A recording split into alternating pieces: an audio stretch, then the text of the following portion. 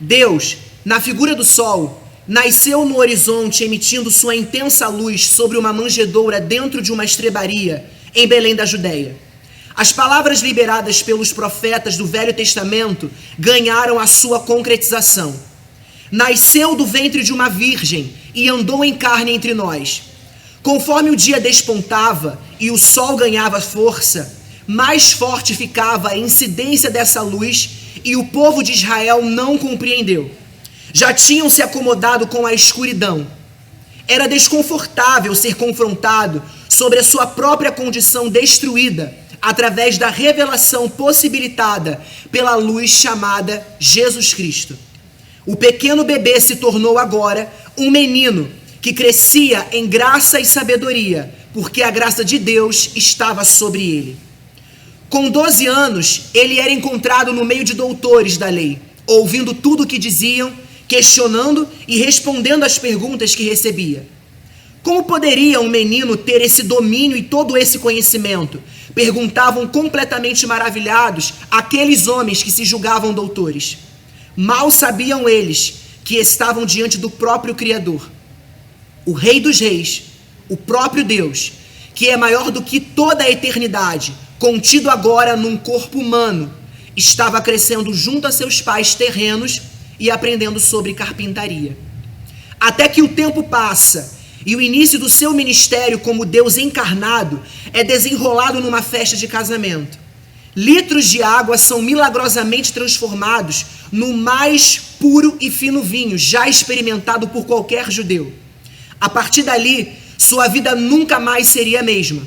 Jesus representava a contradição da cultura que valorizava o exterior em detrimento do que estava dentro dos corações. Jesus estendia as mãos sem nenhum tipo de preconceito para prostitutas, abraçava sem repúdio algum os leprosos, chamava ladrões para andarem ao seu lado, convocava pescadores sem instrução alguma para serem seus auxiliadores de ministério, chamou um traidor de amigo, ressuscitou mortos, fez cegos enxergarem, fez mudos falarem. Dentre todos os paralíticos que ele fez saltarem de suas camas, um deles recebeu a cura em pleno sábado, devolveu a esperança a uma viúva que tinha perdido seu filho, estancou a hemorragia de uma mulher desesperada, acalmou tempestades, andou sobre as águas, convocando Pedro a uma maior intimidade, atravessou o mar só para libertar um endemoninhado, além de todos os outros oprimidos que também foram alcançados. Assentou-se junto a um poço, só para tornar uma mulher samaritana uma grande missionária. Multiplicou 5 pães e 2 peixes, alimentando uma multidão de milhares e milhares de pessoas. Jesus realizou ainda muitas outras maravilhas. Se todas elas fossem escritas uma por uma, até João afirmou que nem mesmo o mundo inteiro seria capaz de conter os livros que se escreveriam. Quanto mais evidência ele ganhava, mais o mesmo recorria ao deserto como fuga. Quanto mais se revelava a sua bondade e a sua misericórdia, mais ele era desprezado pelos seus próprios conterrâneos. Foi traído pelo homem que ele chamava de amigo por 30 moedas de prata. E nessa parte da história, começamos a compreender o cumprimento da promessa feita por Deus lá no Éden, quando a semente da mulher teria o seu calcanhar ferido.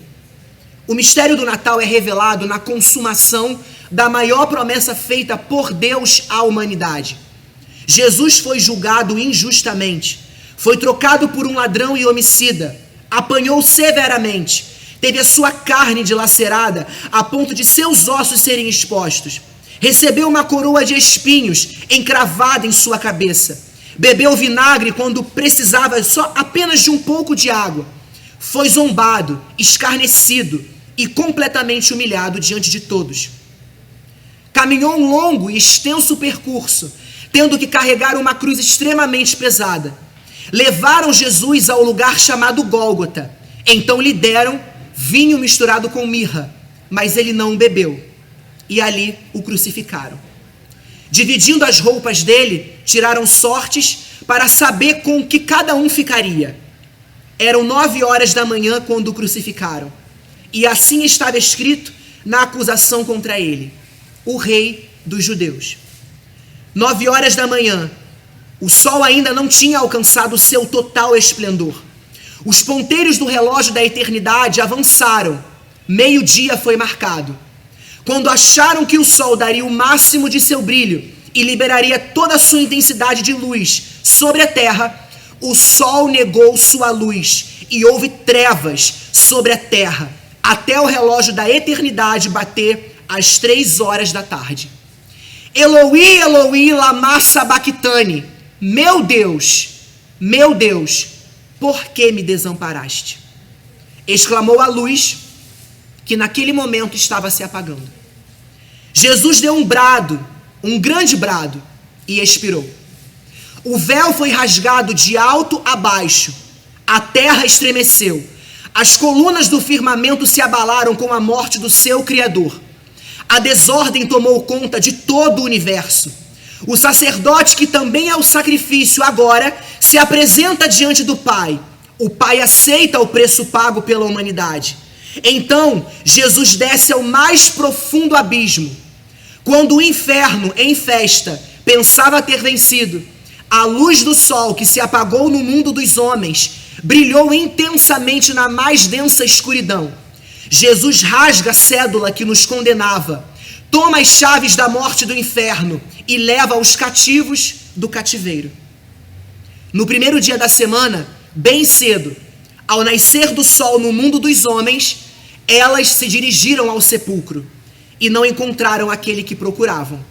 Jesus estava vivo, ressurreto, em corpo glorificado, com o seu nome exaltado sobre os céus, sobre a terra e sobre o inferno.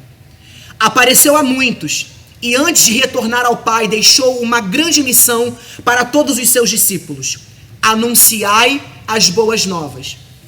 O sol da justiça se elevou aos céus e agora ninguém pode apagar a sua luz. Conforme o sol vai nascendo no horizonte da praia, os pescadores que estão na areia são chamados a tomar em suas mãos os remos e as redes. O sol brilha sobre o mar, que representa o mundo. Os peixes se aproximam da superfície, cansados da escuridão, representando as almas mergulhadas no mundo. Os pescadores são convidados a lançarem suas redes em alto mar.